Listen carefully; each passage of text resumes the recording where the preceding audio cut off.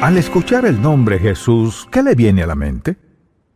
Pues puedo decirle que eso depende de qué piensa de Él, cuánto sabe de Él y qué clase de relación tiene con Él.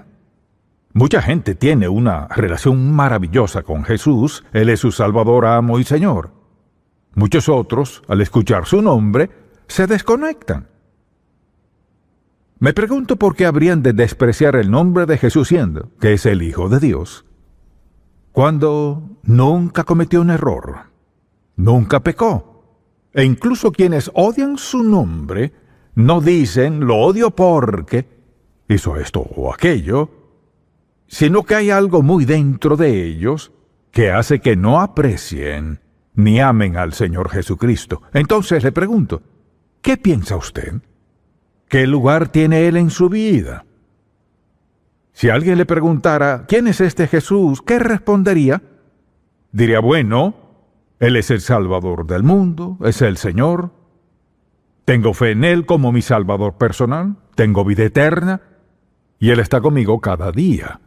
Sana mis enfermedades, contesta mis oraciones, está en el cielo, y esto pienso que es Él. Si eso es lo único que sabe, tiene mucho que aprender. Hoy, el propósito principal de este mensaje es simplemente ayudarle a entender quién es este Jesús.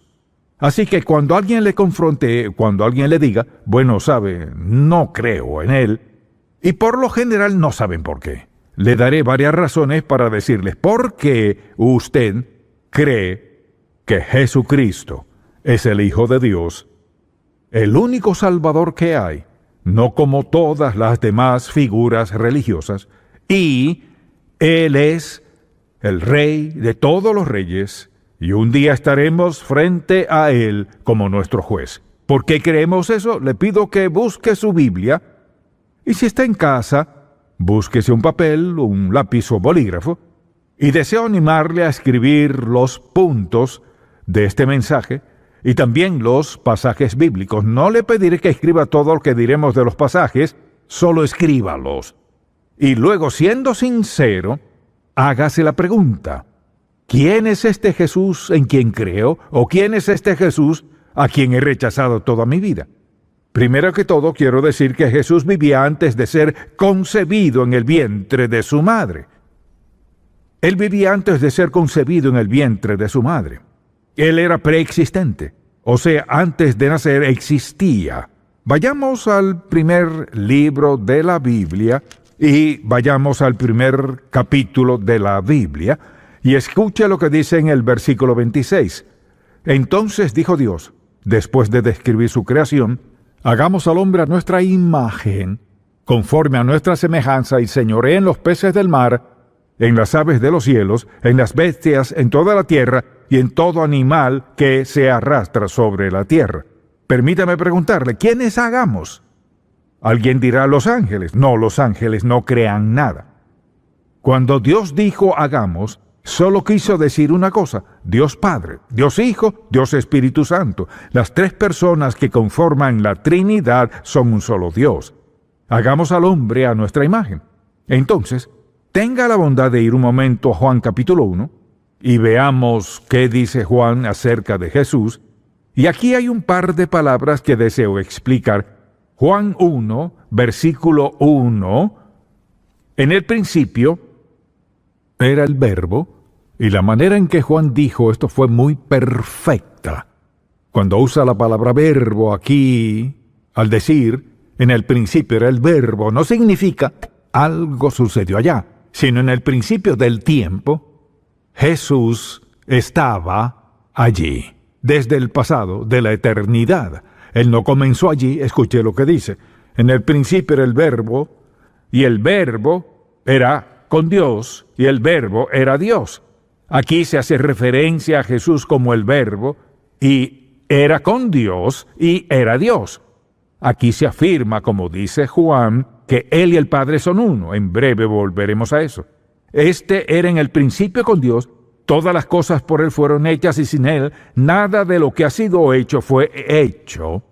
En Él estaba la vida y la vida era la luz de los hombres y la luz en las tinieblas resplandece y las tinieblas no prevalecieron contra ella. Mire, cuando comenzamos en Génesis 1, aquí Jesús estaba allí con Dios desde el pasado, de la eternidad. ¿Qué otro líder religioso en el mundo ha existido desde antes del comienzo del tiempo? Ninguno. Eso coloca a Jesús en otra posición totalmente distinta a la de cualquier otro líder religioso que haya vivido. En el principio era el verbo, no un punto. En griego usa el tiempo verbal pretérito imperfecto. Él existía. Entonces, dijimos que Jesús nació en el mundo que Él había creado y dice, sin Él nada de lo que había sido hecho fue hecho. Veamos en Colosenses 1 lo que dice el apóstol Pablo. Colosenses 1, justo después de Filipenses, y note lo que dice en Colosenses capítulo 1. Dice, refiriéndose a Jesús en el versículo 14, en quien tenemos redención, o sea, nuestra salvación, el perdón de pecados. Ahora mucha atención. Él es la imagen del Dios invisible, el primogénito de toda creación, y volveremos a eso, porque en Él fueron creadas todas las cosas, las que hay en los cielos y las que hay en la tierra, visibles e invisibles, sean tronos, sean dominios, sean principados, todo fue creado por medio de Él y para Él. Ahora, ¿qué quiere decir cuando habla de que Él fue el primogénito de toda creación? Aquí se refiere simplemente a esto. En la familia hebrea, el primogénito administraba. Era quien recibía más. Entonces, cuando dice el primogénito de toda creación, Jesús es el administrador de su creación. Él es cabeza de todo. Y fíjese bien lo que dice en Hebreos. Vayamos a Hebreos por un momento, al primer capítulo, y veamos un par de versículos aquí. Hebreos 1:1. Dios, habiendo hablado muchas veces y de muchas maneras en otro tiempo a los padres por los profetas, en estos postreros días nos ha hablado por el Hijo, o sea, en Jesús, a quien Él constituyó heredero de todo y por quien a sí mismo hizo el universo. Si usted cree en la Biblia, debe creer que Jesucristo estaba en el proceso con Dios el Padre y el Espíritu Santo haciendo este mundo, creando este mundo con ese diseño absoluto. Creer que todo esto fue por casualidad realmente no tiene validez alguna. Entonces debe decidir si creerá lo que creen los hombres y no pueden probar, o lo que la Biblia dice, y en la Biblia no hay error alguno. Esta es la palabra viva de Dios. Al decir que Jesús nació en el mundo que Él creó, de esa forma lo hizo. Y el mundo expresa la sabiduría de Dios, el poder, la belleza y la presencia de Dios. El tercer punto que quiero dar es este. Jesús nació de una madre terrenal y un padre celestial. Una madre terrenal y un padre celestial. La Biblia dice en Lucas, en este primer capítulo, donde Gabriel le habla a María, porque ella dijo, ¿cómo será esto? Pues soy virgen, no conozco varón. Porque fue obra del Padre Celestial mediante el Espíritu Santo, lo que significa que Jesús nació de una virgen porque al nacer sin simiente de hombre, Él no tuvo naturaleza pecaminosa. De haber nacido Jesús de modo natural, hubiera tenido naturaleza pecaminosa y no había podido morir por nuestros pecados, habría muerto por los suyos. El hecho de que nació de una virgen y sin pecado alguno, y alguien dirá, pues, ¿cómo sabe que él no pecó? Permítame preguntarle, ¿qué hizo mal? ¿Qué pecado cometió? ¿Qué error cometió? Su vida fue perfecta porque era Dios en carne humana. Así vino Dios a la tierra en carne humana. Jesús tuvo que ser el Hijo perfecto de Dios, sin pecado, para morir por nuestros pecados. Dios lo mandó con ese propósito. Él fue el sacrificio supremo, divino y final, que ocurriría en la cruz, en el Calvario. Al morir, Él pagó la deuda de nuestros pecados y los del mundo. Él fue el único sacrificio aceptable porque Él fue el único sacrificio sin pecado.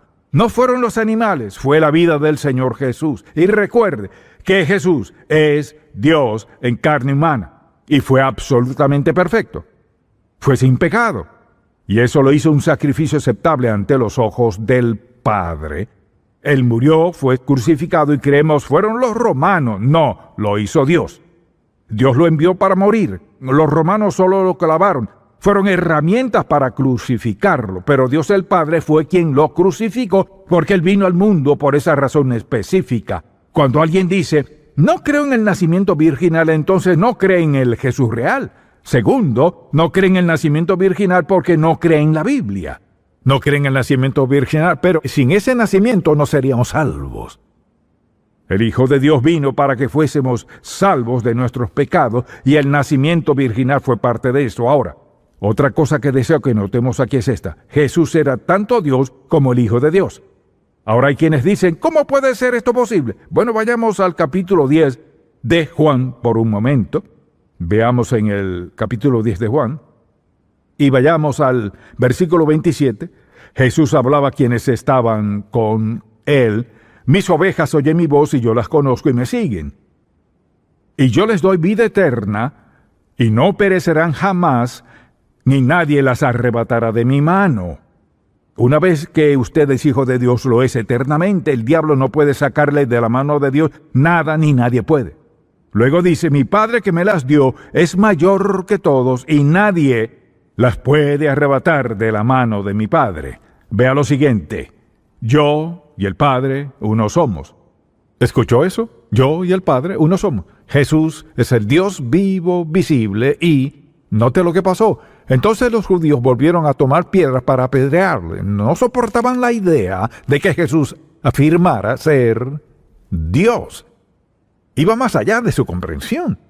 Luego, vayamos por un momento a Juan capítulo 12 y deseo que veamos el versículo 42. Con todo eso, aún de los gobernantes muchos creyeron en él, pero a causa de los fariseos no lo confesaban para no ser expulsados de la sinagoga. Ahora permítame decirle esto. Usted nunca debería avergonzarse de Jesucristo. Nunca, bajo ninguna condición, avergonzarse de él o negarlo. Escuche.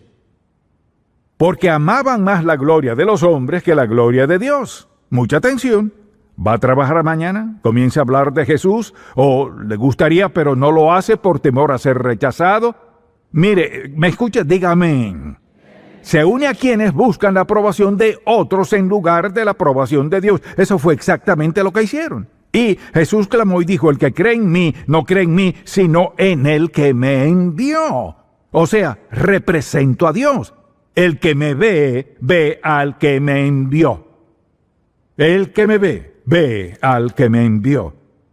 Y si vamos más adelante a Juan 14, veamos un momento el capítulo 14, y es un capítulo maravilloso sobre la venida de Jesús y el cielo.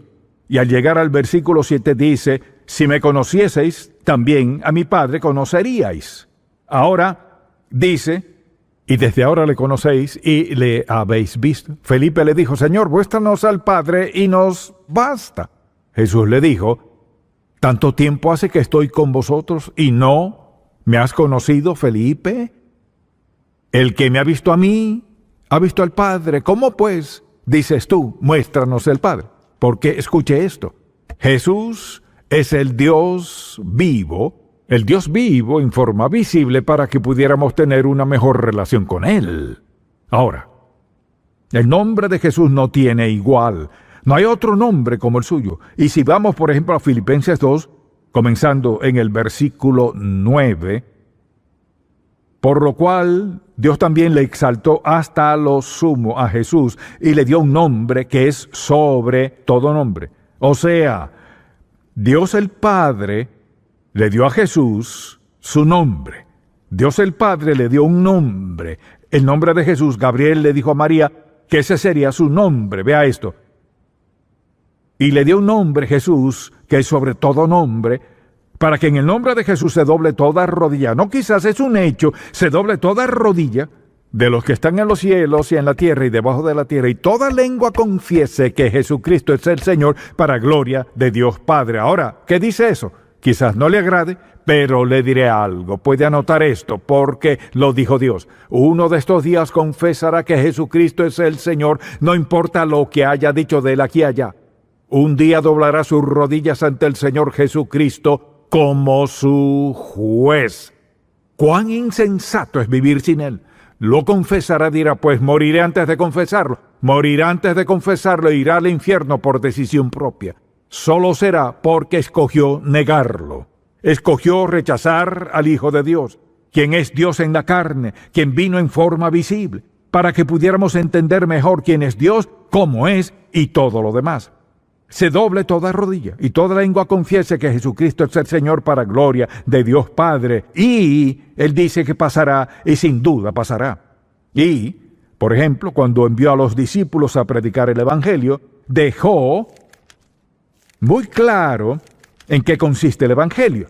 Y dijo esto en Lucas capítulo 24, dijo, y que se predicase en su nombre el arrepentimiento y el perdón de pecados en todas las naciones, comenzando desde Jerusalén. El nombre de Jesús no es solo un nombre, es el nombre del Dios vivo.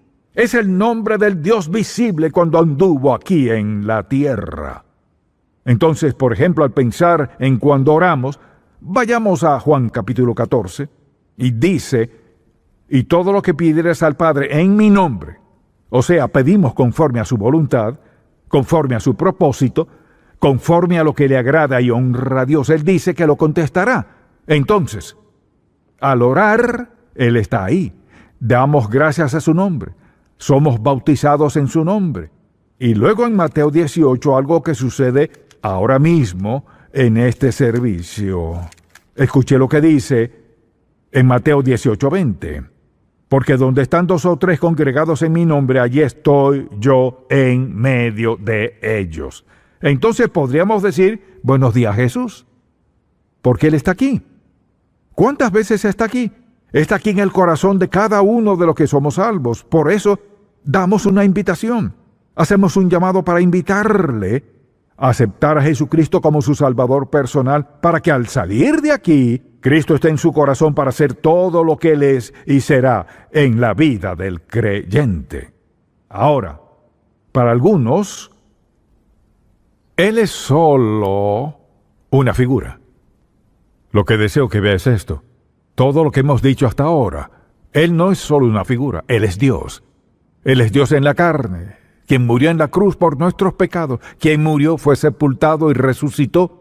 Y a todas las demás religiones que afirman esto y aquello, les preguntaría dónde está su líder. Muerto, en la tumba. ¿Dónde está Jesús? Resucitado, sentado a la diestra de Dios Padre, intercediendo por nosotros. Ese es el testimonio de la palabra de Dios. Ahora Él nos recuerda y nos advierte en este capítulo 10 de Mateo, nos advierte en cuanto a cómo serán las actitudes de las personas. Dice que seremos odiados por todos a causa de Él. Entonces, todo lo que está pasando en la actualidad es justo lo que Él dijo. Estas cosas pasarán, pero debemos mantenernos firmes. Mire, si usted cree en el Hijo de Dios, cree en Jesucristo como su Salvador personal, nunca debe avergonzarse de Él. Cuando alguien usa el nombre de Jesús de un modo obsceno, le aseguro que darán cuenta. Ah, pero Dios no es así. Sí lo es. Él nos ha concedido el nombre de Jesús, que lo hace el nombre número 1, con todas las altas prioridades que pudieron ser dadas a Jesús. Se lo dio. Luego, por último, diría que Jesús vino al mundo la primera vez como un bebé. Él volverá como rey y juez de toda la humanidad. Y podemos ver en Mateo 25 un pasaje largo sobre la venida de Jesús y la separación de ovejas y cabras, y que Él es el juez de la humanidad. Es la persona que usted ha aceptado. Es el Salvador, quien es su Salvador. Él es el único Salvador y es por su nombre, solo por su nombre que podemos ir al cielo. Él dijo, nadie viene al Padre sino por mí. Y mire, lo mismo que incomodó a los saduceos en aquel tiempo e hizo que quisieran apedrearlo, la misma afirmación molesta a la gente hoy. Pretende decir que hay un solo camino, uno solo. Eso es egoísta, es un Dios avaro y prejuicioso. No lo es. Él envió a su Hijo, el Señor Jesús, a morir en la cruz para salvarle de sus pecados. No hay otro camino, no hay otro lugar, ni otra persona. Dirá, no soy tan malo, necesita otra perspectiva. Tiene una naturaleza vieja y pecaminosa que le llevará directo para abajo, separado de Dios por la eternidad. No tiene otra opción, dirá, soy una buena persona, bueno a sus ojos. Pero la Biblia dice, todos pecaron y están destituidos de la gloria de Dios. El alma que pecare morirá. La paga del pecado es muerte. Toda rodilla se doblará y toda lengua confesará que Jesucristo es el Señor. Él es Dios. Está establecido para los hombres que mueran una vez y después de esto el juicio. Piénselo. Si no acepta a Jesús como su Salvador, piénselo. ¿Cuál es su alternativa al enfrentar la muerte? Si es sabio, le pedirá al Señor que perdone sus pecados, le perdone por despreciar su nombre y ponga su vida en sus manos. Puede hacerlo allí mismo donde está. Pídale que perdone sus pecados y quizás las cosas que ha dicho de él, pecados que ha cometido en su vida. Dígale que hoy cree en su muerte en el Calvario como paga total por su pecado. Que hoy rinde su vida a Jesús, quien es Dios en la carne, quien vino con el fin de salvarle. Pone su vida en sus manos y de ahora en adelante, con la ayuda, la guía y la fortaleza del Espíritu Santo, decide vivir como agrada a Dios hasta el último momento de su vida. Mi oración es que sea sabio para hacerlo. Padre, cuán agradecido estamos hoy que nos enviaste al Salvador y hayas dicho tan claro en tu palabra quién es Él, por qué vino y por qué merece nuestra lealtad, nuestra sumisión y entrega total. Te bendecimos hoy, Padre, y bendecimos a tu Hijo Jesús. Amén. ¿Dónde entra la voluntad de Dios en su vida?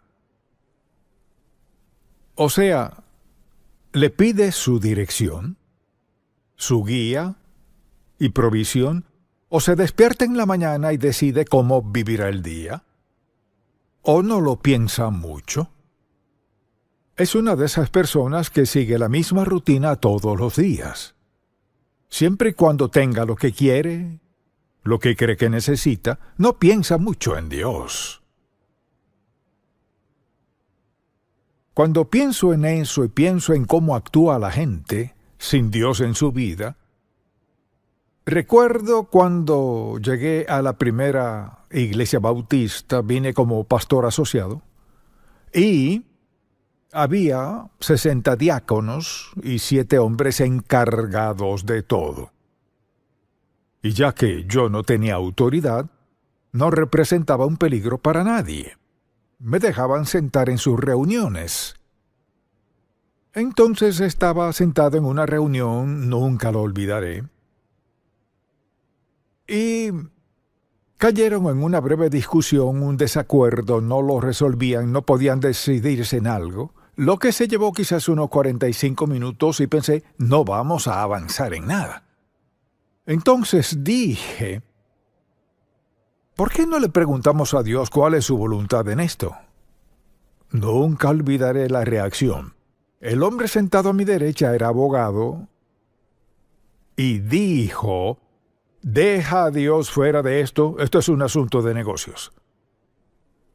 Bueno, cuando dijo eso, mi respuesta fue, ¿cómo podemos dejar a Dios fuera de los asuntos de Dios? Porque su voluntad es que vivamos de cierta forma. Su voluntad afecta todo lo que hacemos y decimos.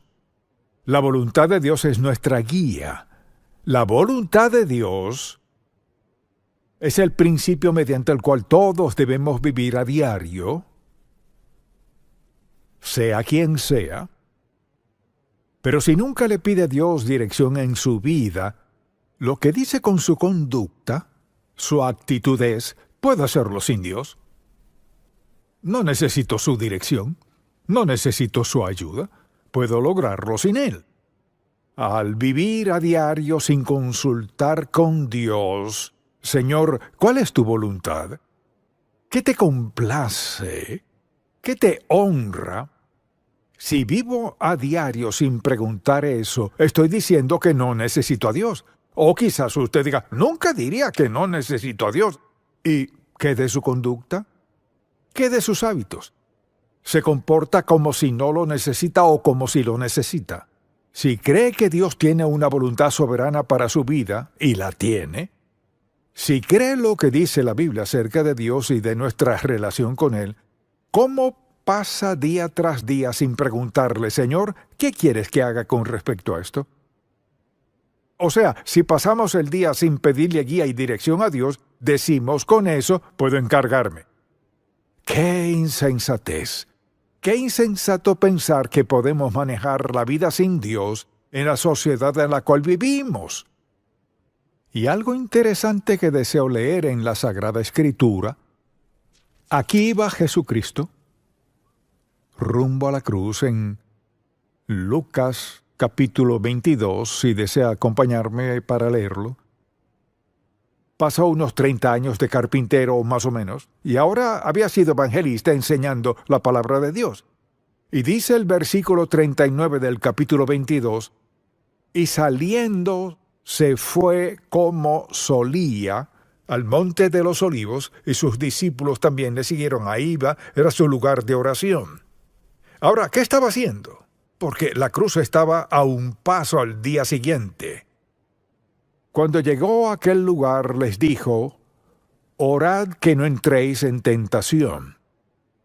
Y él se apartó de ellos a distancia, como de un tiro de piedra, y puesto de rodillas oró, escuche la oración del Hijo de Dios.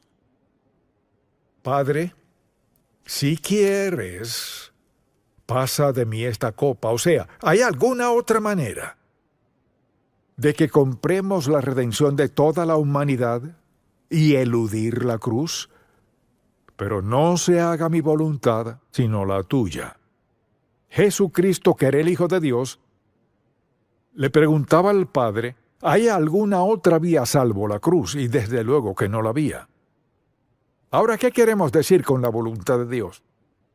Si alguien le preguntara, ¿vive en la voluntad de Dios? ¿Cómo contestaría eso? No podría contestarlo sin saber lo que es. Así que escuche, la voluntad de Dios es lo que Dios aprueba y determina llevar a cabo y concierne a las decisiones de Dios de qué hacer y qué no hacer. Piense en eso. Lo que Dios aprueba y determina llevar a cabo y concierne a las decisiones de Dios de qué hacer y qué no hacer. ¿Cuándo fue la última vez que dijo, Señor, ¿qué quieres que haga en cuanto a esto? Señor, ¿qué de mi relación con ella o con él? ¿Qué en cuanto a mi empleo? ¿En qué universidad quieres que estudien mis hijos? Señor, ¿qué de mi relación con este hombre o con esta mujer? Señor, ¿dónde quieres que viva? Señor, ¿cambio de empleo? ¿Cuándo fue la última vez que se abrió al Dios Santo, quien lo sabe todo y quiere lo mejor para usted? ¿Cuándo fue la última vez que le abrió su corazón y le dijo, Señor, muéstrame tu voluntad? ¿Qué es lo que quieres que haga? Mucha gente cree que no necesita la voluntad de Dios. Están viviendo conforme a cómo quieren vivir, pero son desdichados. Muchas personas son infelices y no se vuelven a Dios porque creen ser tan listas que lo resolverán. ¿Por qué tenemos tanto alcoholismo, tanta droga y sexo y todo lo demás? La gente busca algo que satisfaga ese sentimiento interno que tienen. Buscan algo que les haga felices, buscan algo o a alguien que les complete cuando solo Dios puede hacer eso. Dios no nos creó, no nos equipó para vivir felices, pacífica y eternamente sin Él. No nos creó así. Nos creó para depender de Dios Todopoderoso. Y allí estaba el Señor Jesucristo diciendo, ¿hay alguna otra manera? Reconociendo su dependencia del Padre. Y en su vida personal, ¿con qué frecuencia le pregunta sobre decisiones por tomar? Siempre habrá decisiones, o le preguntamos o no a Dios. Vayamos por un momento a 2 de Pedro 3, 2 de Pedro capítulo 3. Este es un versículo bíblico muy interesante. 2 de Pedro 3, 17. Escuche lo que dice.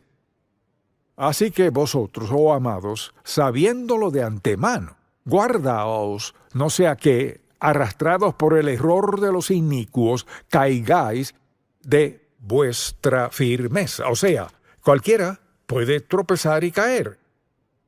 Dios quiere que lo miremos a Él, que dependamos de Él, confiemos en Él. Entonces, cada día al despertar, deberíamos pedir al Señor que nos dé dirección para nuestra vida ese día. No sabe a quién conocerá, no sabe si llegará o no a su trabajo, no sabe si su esposo o esposa estará en casa o cuando llegue, o en qué desastre están sus hijos en la universidad. Es decir, vive en comunión con Dios, busca su voluntad, su propósito, su plan para su vida, o vive y ya. Y clama a Dios cuando siente que en verdad lo necesita, cuando algo escapa de sus manos para manejarlo. Dios tiene la mejor voluntad para cada uno de nosotros. Tiene el mejor plan. No lo mantiene secreto. No hay que hacer esto y aquello para descubrir lo que Dios quiere que hagamos. Hay que preguntarle y estar dispuestos a hacer lo que Él diga. Pero la mayoría de la gente nunca se detiene a considerar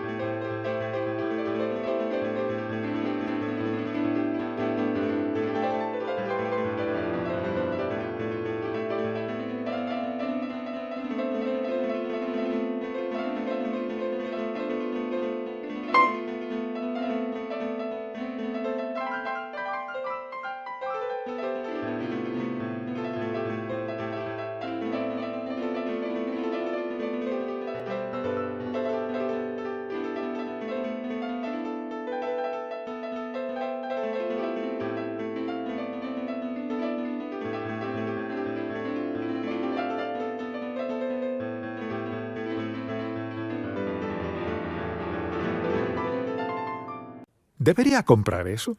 ¿Debería casarme con él o con ella? Y toman decisiones por su cuenta sin Dios. Cuando Jesús, el Hijo de Dios, en esos momentos críticos de su vida, tomó un momento para asegurarse, ¿hay alguna otra forma? Claro, el Padre dijo, es la senda de la cruz. Entonces diría que vive por la voluntad de Dios, o ha decidido que puede manejarlo por su cuenta. Ahora bien, recuerde esto, por ser omnisciente, Dios tiene un plan y una voluntad para nuestra vida. Tiene el mejor plan y tiene una voluntad que nos cuadra a la perfección, nuestros talentos, facultades, destrezas, todo encaja con lo que Dios quiere hacer en nuestra vida. Usted dirá, pero no soy tan talentoso como otros. Eso lo entiendo. Por ejemplo, si alguien me pone en su equipo de pelota, quizás pierdan. O si estuviera en un taller mecánico, quizás no sabría qué hacer. Para muchas cosas no soy apto. Para muchas cosas no estoy preparado. Pero usted está preparado para algo. O sea, Dios no lo excluyó a usted. Quizás sienta, ¿para qué cuenta mi vida? Su vida cuenta porque, recuerde, Cristo al morir lo tenía en mente a usted. Nos tenía en mente a todos, sin excepción. Tenía el mundo entero en mente. Quizás diga, esto fue hace 2000 años. ¿Por qué dice que debemos orar y hablar con Él ahora? Hablar con Él a diario, escucharlo, pedirle guía, porque Dios está escuchando en el cielo. Quiere escucharnos. No hay ni un solo aspecto de nuestra vida que debamos borrar de nuestra relación con Dios. Lo necesita en todo, en su matrimonio, con sus hijos, con su empleo, con todo lo mecánico que acontece en la vida. Todos lo necesitamos. Y pasar día a día sin leer su palabra, sin pedirle dirección y guía en nuestra vida, es decir, no lo necesito. ¡Oh, claro que sí! ¿Cuándo se pone de rodillas y habla con Él? ¿Cuándo le rogó a Dios que le diera sabiduría y dirección? ¿Cuándo tuvo que tomar una decisión importante y dijo, Señor, no tomaré esta decisión hasta que me muestres qué hacer?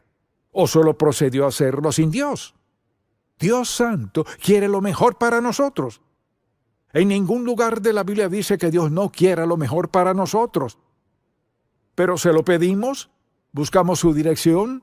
O sea, su voluntad, ¿o estamos pidiéndole algo más? Pero no importa quiénes seamos, ni dónde estemos en la vida. Buscar la voluntad de Dios, su mente, su propósito, su plan. ¿Cuál es el siguiente paso que quiere Dios en nuestra vida? Tiene hijos, tiene nietos. ¿Cuándo fue la última vez que les habló de este tema? Mucha atención desde muy temprana edad en la vida de ese niño. Usted debe presentarles esta verdad, que Dios tiene una voluntad y un plan para su vida. Recuerdo que desde que nacieron mis hijos me postraba junto a la cama cada noche estando en casa y elevaba esta oración. Muéstrale a Andy y a Becky tu voluntad para su vida. Les decía eso una y otra vez. Pídale a Dios que le muestre la voluntad para su vida. Pídale a Dios que le muestre su voluntad para su vida. Crecieron creyendo eso. Vea lo que está pasando en las universidades. Vea lo que sucede. Toda la borrachera y sexo, todo el desastre. ¿Sabe lo que buscan? Buscan algo que los satisfaga. Abuelo, abuela, mamá, papá, tienen la responsabilidad de presentarle a sus hijos a Cristo. No solo eso, usted debe ser parte de sus vidas, interfiera en sus vidas, dé su opinión en sus vidas. Recuérdeles que sin Jesucristo no pueden triunfar en lo que Dios les llamó a hacer. Quizás ganen mucho dinero, tal vez hagan muchas cosas. Puede que el mundo piense que son geniales. Pienso en toda la gente que no puede ni contar su dinero. Pero les aseguro esto, son infelices. Sin Dios no se puede ganar suficiente dinero. Mire, cuando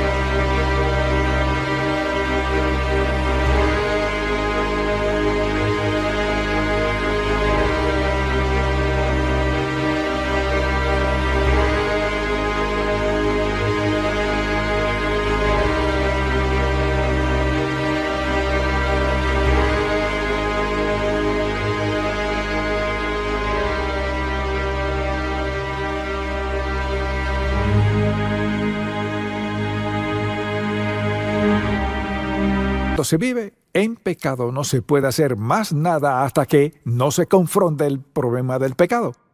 Y por eso hay tanto de todo lo otro que hemos mencionado. Dios le ama.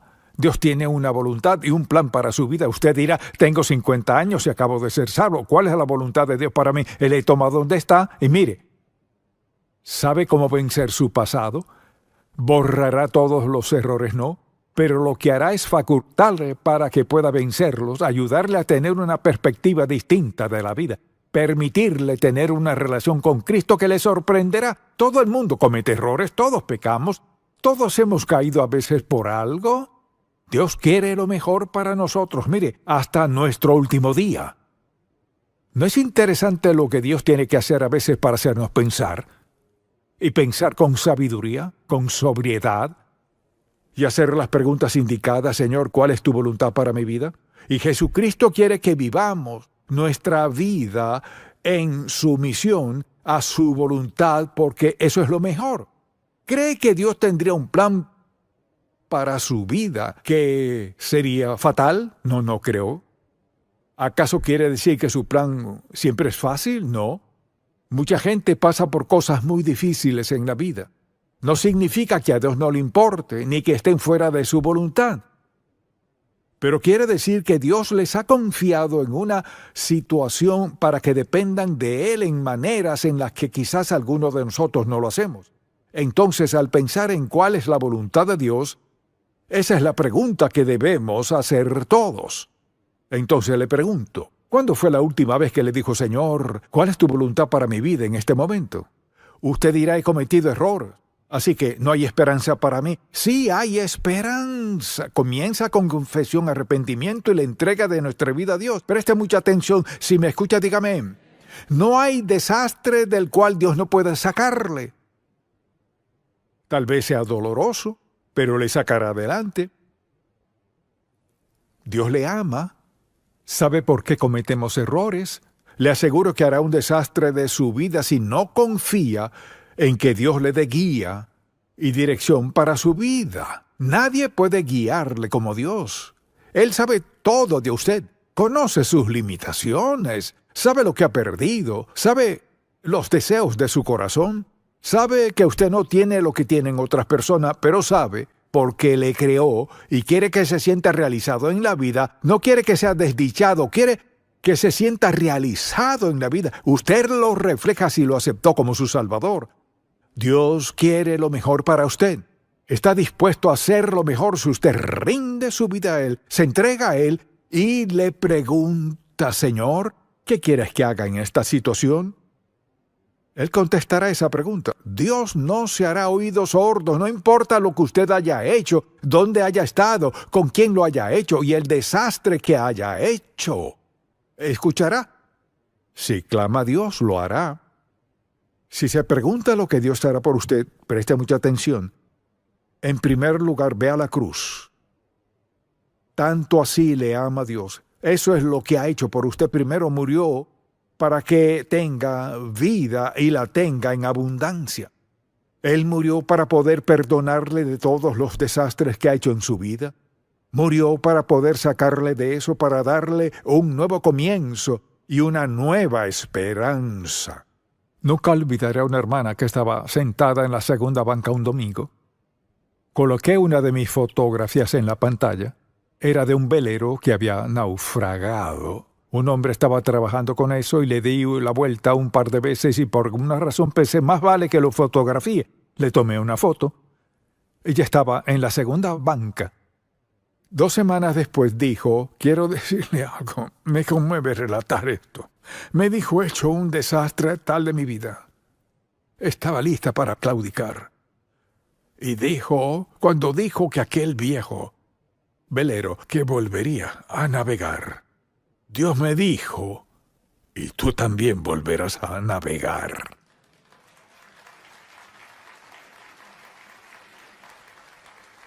Y puedo decirle esta mañana, acaba de escuchar la verdad, eso es todo.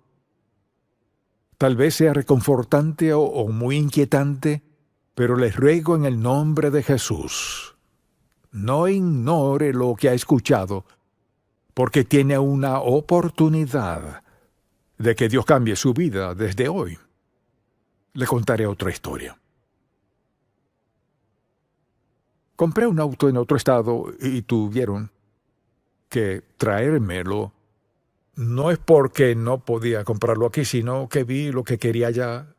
Así que me lo trajeron en un camión y estaba tapado y un hombre lo destapó. Me conmueve tanto contar esto.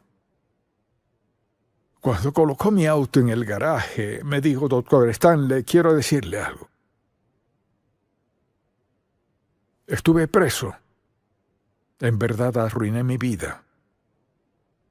Y en la cárcel escuchábamos cassette y a veces la radio.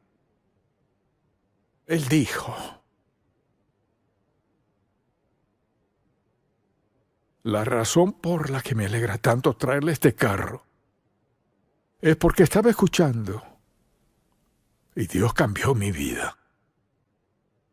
Para mí es un honor traerle este carro para decirle gracias por predicar la verdad que me llegó y me salvó.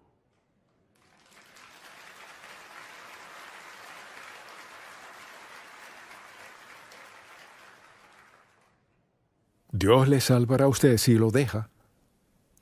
Cambiará su vida si lo deja, y esa es mi oración. Padre, te amamos y alabamos y damos gracias, porque tu meta no es juzgarnos, sino amarnos. perdonar nuestros pecados, darnos una segunda oportunidad. No dijiste que tendríamos que merecerlo, sino que nos rindiéramos.